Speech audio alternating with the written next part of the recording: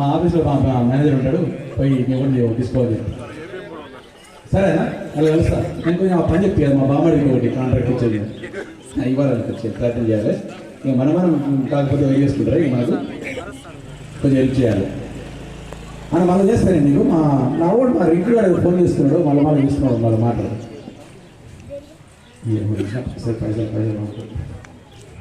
ఏంట్రా నీకు మళ్ళీ ఫోన్ చేస్తున్నా?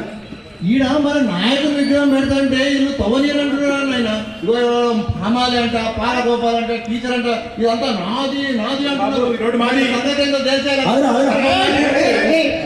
అరే అవునా ఎందుకు తొందరపడతావు? తొందరపడుతున్నారా? నాగా అదేంటా ఈ గవర్నమెంట్ చేస్తే నీది ఎట్లయితుందా? మీరెవరమ్మా? మీదా మీది? అంటే ఎట్లా మేడం అర్థం కాలేదు.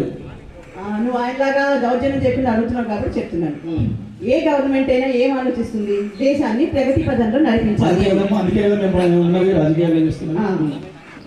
దేశం ప్రగతి పదంలో నడవాలంటే గ్రామాలన్నీ బాగుండాలి. బాగుండడం అంటే ప్రతి గ్రామానికి స్ట్రీట్ లైట్లు, మంచి రోడ్లు, మంచి నీళ్లు, డ్రైనేజ్ ఇవన్నీ బాగుండాలి. ఇవన్నీ ఏర్పరచాలి అంటే గవర్నమెంట్ దగ్గర డబ్బులు సరిపో. మళ్ళీ వస్తున్నాయేమో డబ్బులు. నీకు తెలిసిన 2 కోట్ల వ్యవహారమే. అది నా ప్రశ్న మరి కాదు. మొన్ననే 2 లక్షలు మా సార్ 2 లక్షలు బడ్జెట్ పెట్టిండు, పైసలు మా వస్తున్నాయి. నీకు తెలిసింది అంతవరకే నేను చెప్పేది. చెప్పండి. ఎల్ఐసి ఒక సంస్థ ఉంది తెలుసా? తెలుసు. చనిపోతే డబ్బులు ఇస్తాడు అంతవరకు తెలుసు. చనిపోతే డబ్బులు ఇస్తారు అని తెలుసు. అది కాక ఇంకొకటి ఉంది. ఎల్ఐసి ఈ గవర్నమెంట్ దగ్గర డబ్బులు లేనప్పుడు అక్షరాల 35 లక్షల కోట్లు కేంద్ర ప్రభుత్వం రాష్ట్ర ప్రభుత్వాలకి ఇలాంటి మంచినీళ్ళు, లైట్లు ఇవన్నీ ఏర్పరచడానికి అప్పించింది. ఆ విషయం తెలుసా? ప్రభుత్వాలకే 35 లక్షల కోట్లు అప్పించింది. ఎల్ఐసి మాది. లేదా నేను టీచర్ అని చెప్పాను కదా. అయితే ఎల్ఐసి నాది ఎందుకు అంటున్నానంటే నేను ఎల్ఐసిలో పాలసీలు చేశాను. మేము పాలసీలు చేసాం. మేము ప్రీమియం కడుతున్నాం. అంటే ప్రతి పైసా మేము కట్టే ప్రతి పైసా ఎల్ఐసి మాకు వచ్చే బెనిఫిట్ మాకు ఇస్తుంది. కానీ ఆ ప్రతి పైసలు తీసుకెళ్ళి ఇలాంటి మంచి పనులు చేయడానికి దేశానికి అప్పిస్తుంది. మరి మా సొమ్ముతో ఏర్పరుచుకున్నవన్నీ మీరు ఇలా నాశనం చేసుకుంటే ఊరుకుంటామా? అంటే ఎల్ఐసి వాళ్ళు అప్పులు వేయడం వల్ల రాష్ట్ర ప్రభుత్వం కొంత డబ్బు సమకూర్చుకొని ఇట్లాంటి ఫెసిలిటీస్ ఇవన్నీ సౌకర్యాలు కల్పిస్తున్నా అంటారు మీరు? అంతే. చాలా మనం జడకర్ చేస్తామా? టీచర్ వచ్చినప్పుడు టీచర్లు అంటే ఎంత నాలెడ్జ్ ఉంటుంది వాళ్ళకి. మనం అంటే రాజకీయ నాయకులు డబ్బుతో పని చేస్తాం. వాళ్ళు పుస్తకాలు చదువుకున్న వాళ్ళు కొన్ని విషయాలు చెప్తారు, వినాలి కదా. మనం తీసుకురాగా ఇక్కడ వేరే పెట్టుకున్నాం. టీచర్ నువ్వు చాలా విషయాలు చెప్పావమ్మా, మాకు చాలా విషయం తెలియదు. ఎప్పుడైనా పార్టీ మీటింగ్ పిలిస్తే నేను పిలుస్తాను, వచ్చి కొన్ని విషయాలు చెప్పాలి. ఏ సంస్థ ఎట్లా పనిచేస్తుందో మాకు తెలియదు. ఎల్ఐసి ఇంత బాగా పనిచేస్తుంది. ఇన్ని రూపాయలు 35 లక్షల కోట్లు అంటుంటే నేను నమ్మలేకపోతున్నా. టీచర్ చాలా గ్రేట్. అందరితో పాటు ప్రజల్లోకి వస్తుంటే కొన్ని విషయాలు తెలుస్తాయండి. తప్పకుండా వస్తాం. సరే, ఇప్పుడు చెప్పండి. ప్రజల సొమ్ము ప్రజల కొరకే, ప్రజల సొమ్ము ప్రజల కొరకే, ప్రజల సొమ్ము ప్రజల కొరకే. జై ఎల్ఐసి, జై ఎల్ఐసి, జై ఎల్ఐసి, జై ఎల్ఐసి, జై ఎల్ఐసి, జై ఎల్ఐసి. థాంక్యూ. ప్రాణం విలువ కుటుంబానికి నమ్మకాలను గమ్ము చేయని ఎల్ఐసి ఇదిగో, ఎల్ఐసి ఇదిగో, ఎల్ఐసి ఇదిగో.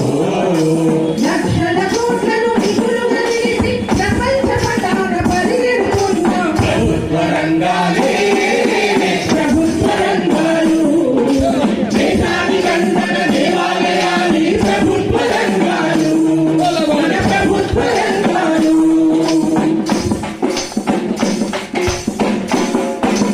సాంఘిక న్యాయం సమతూకంలో అమలు పరిచినది ఎవరంటే, అమలు పరిచినది ఎవరంటే, అమలు పరిచినది ఎవరంటే. జాతి పతాకం పాడుదమా, స్వేచ్ఛా గీతం ఎగరేయుదమా, జాతి పతాకం.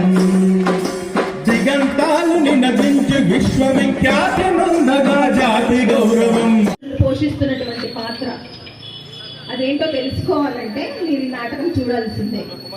నాటకం పేరు జయహో ఎల్ఐసి ఏజెంట్.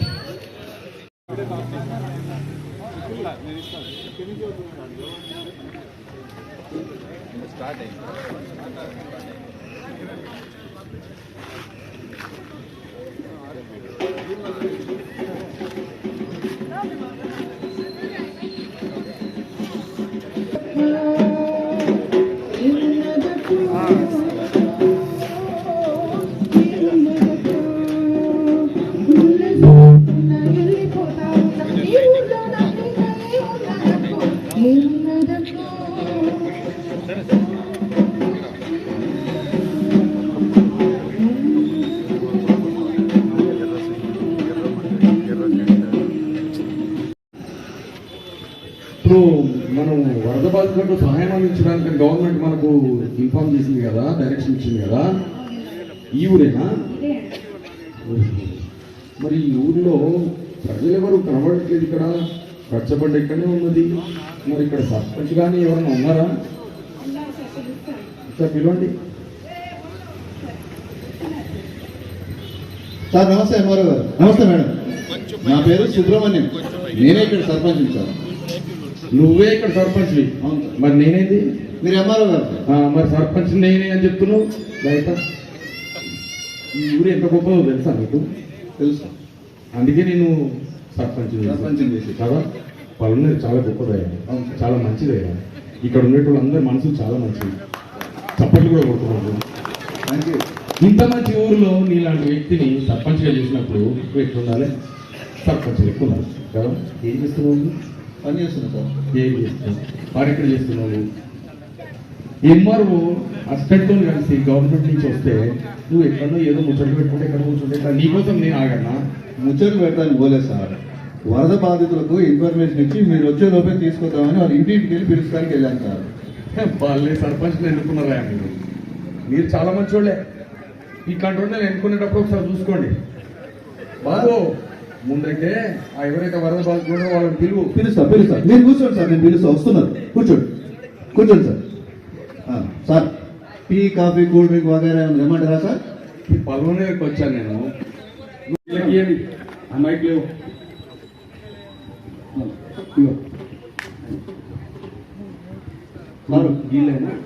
వీళ్ళే సార్, అందరు వచ్చినట్టే. ఇక స్టార్ట్ చేసే ముందు ఒక్క మాట చెప్తా సార్. ఇగో ఎంఆర్ఓ గారు మనకు వరద సహాయం చేయడానికి ప్రభుత్వం తరఫున ఇక్కడికి వచ్చిర్రు. మీరు ఏమేమి వరదల్లో కోల్పోయి మీకు ఏం నష్టం జరిగిందో ఇప్పుడే చెప్పి ఆయనతో నష్టపరిహారం ఇప్పించుకుంటే చేసుకోండి. మళ్ళీ ఎంఆర్ఓ సార్ పోయిన తర్వాత సర్పంచ్ సారు నాకు అది రాలేదు, సర్పంచ్ సారు నాకు ఇది రాలేదు అంటే మాత్రం నేను ఏం చేయలేదు. ఇప్పుడే చెప్తున్నా సార్. ఇప్పుడు స్టార్ట్ చేస్తాను. ఇక మీరెవ్వరు భయపడకండి. మీ ఊరు వాళ్ళందరూ చాలా మంచోళ్ళు అని చెప్పినా కదా. మంచోళ్ళే కానీ ఇలాంటి వాళ్ళు ఎన్నుకున్నారండి. ఎంఆర్ఓ వచ్చి ఇక్కడ మాట్లాడుతుంటే గవర్నమెంట్ నుంచి ముందే చెప్పుకోండి, లేకపోతే మళ్ళీ నీ సంగతి చెప్తా, రేపు పొద్దున మీ ఇంటి మీదకి వస్తా, బుల్డోజర్ తీసుకొస్తా. ఏం తయారు? సరే, వాళ్ళు చెప్పేది చెప్తారు. నాకు వాళ్ళకి మధ్యలో నువ్వు అవసరం లేదు. వాళ్ళు మాట్లాడుకుంటారు. చెప్పండి మీకు ఏమేమి ప్రాబ్లమ్స్ ఉన్నాయి, ఎవరెవరికి ఇబ్బందులు అయినాయి? సార్ నా పేరు నర్సయ్య సార్. మొన్న రాత్రి వర్షం వచ్చింది సార్. వర్షం వస్తే ఇల్లు కట్టుకున్నప్పుడు మొత్తం వరదంతా వచ్చకపోయింది సార్. అది నేను బ్యాంక్ నుంచి లోన్ తీసుకున్నా సార్.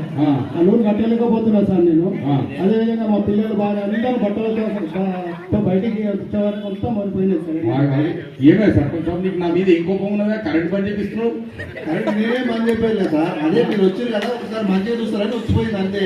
కరెంట్ ఇట్లా వచ్చి వెళ్ళిపోయిందా లేక వెళ్ళిపోయి మళ్ళీ వచ్చిందా? కరెంట్ పోయి ఒకసారి వచ్చినప్పుడు మీరు బాగా కనబడతారు సార్. చెప్పు.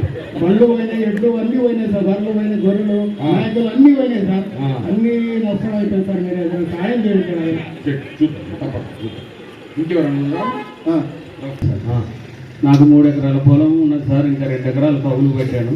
మొత్తం 5 ఎకరాలు నేను వరి సాగు వేశాను సార్. పక్క ఊరు చెరువు కట్ట దిగి వరద మొత్తం నా పొలం మీద వారింది సార్. వరద తగ్గిన తర్వాత పోయి పొలం చూస్తే మొత్తం ఇసుక మేడ లేచింది సార్ నా పొలం. నేను బ్యాంకులో వరి సాగు చేయడానికి కోసం 4 లక్షల రూపాయలు తీసుకొచ్చుకున్నా సార్ అప్పు. ఇప్పుడు ఆ ఇసుక తీద్దామంటే ఇంకా 2 లక్షలు కావాలంటున్నారు సార్. నా చేతిలోనేమో రూపాయలు లేదు సార్. ఏం చేయాలో అర్థమైతలేదు.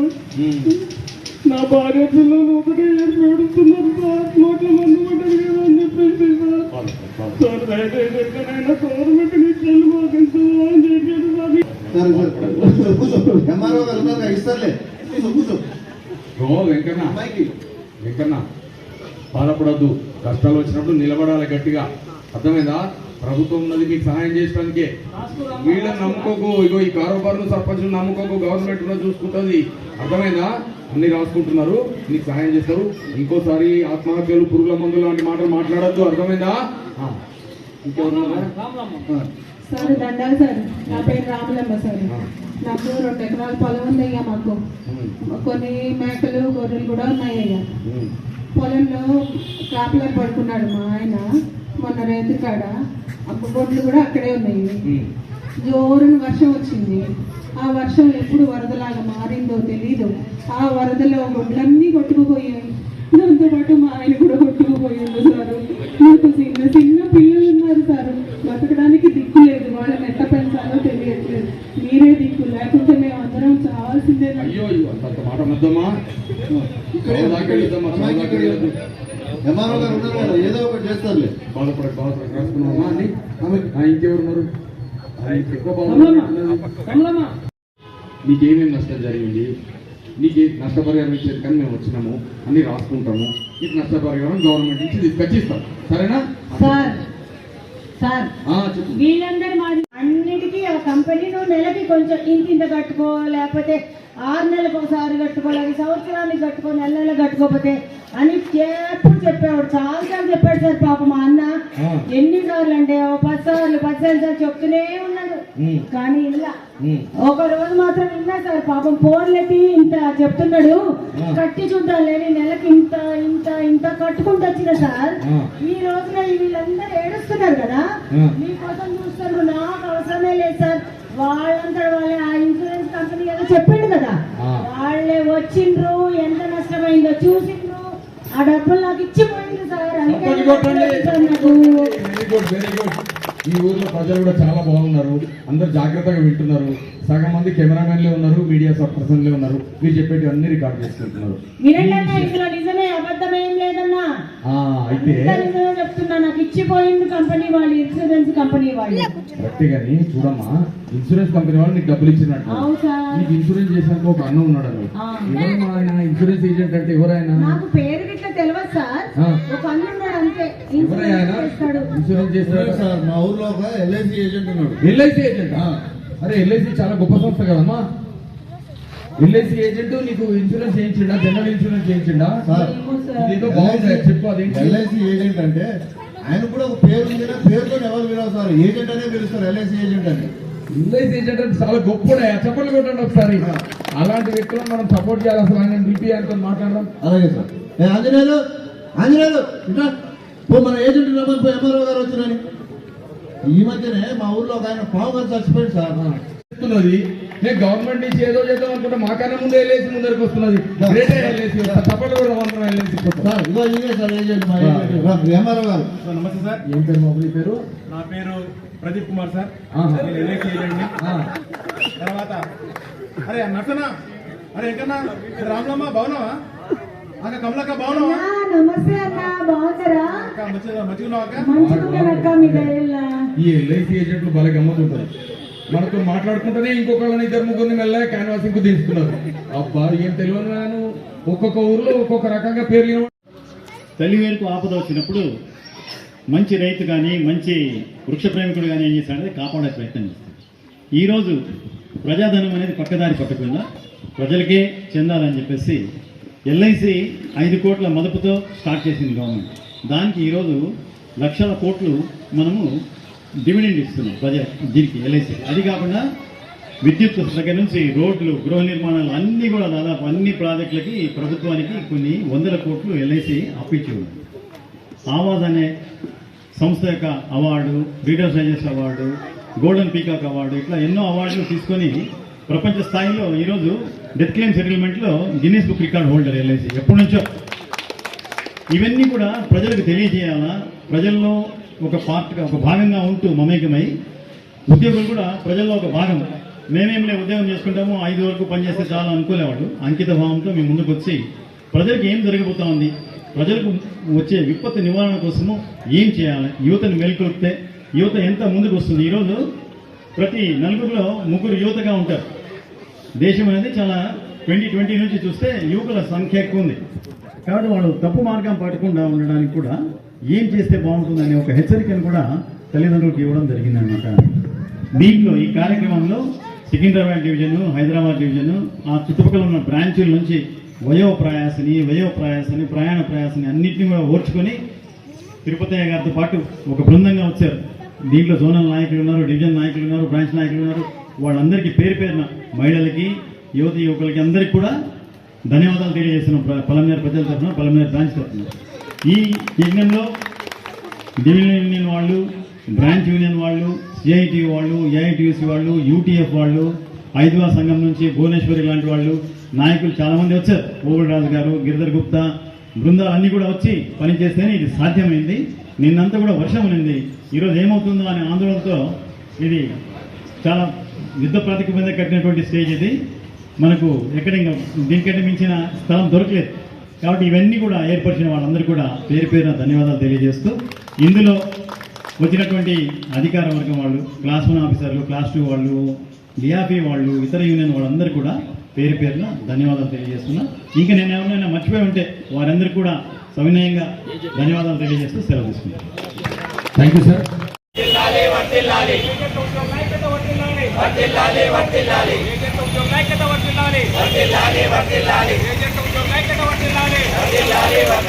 ప్రభుత్వ రంగ సంస్థను బలపరచండి, ప్రభుత్వ రంగ సంస్థను బలపరచండి, ప్రభుత్వ రంగ ఎల్ఐసిని బలపరచండి.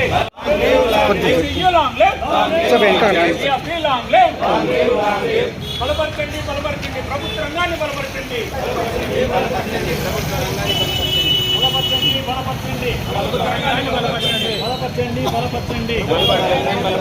ప్రభుత్వ రంగాన్ని బలపరచండి.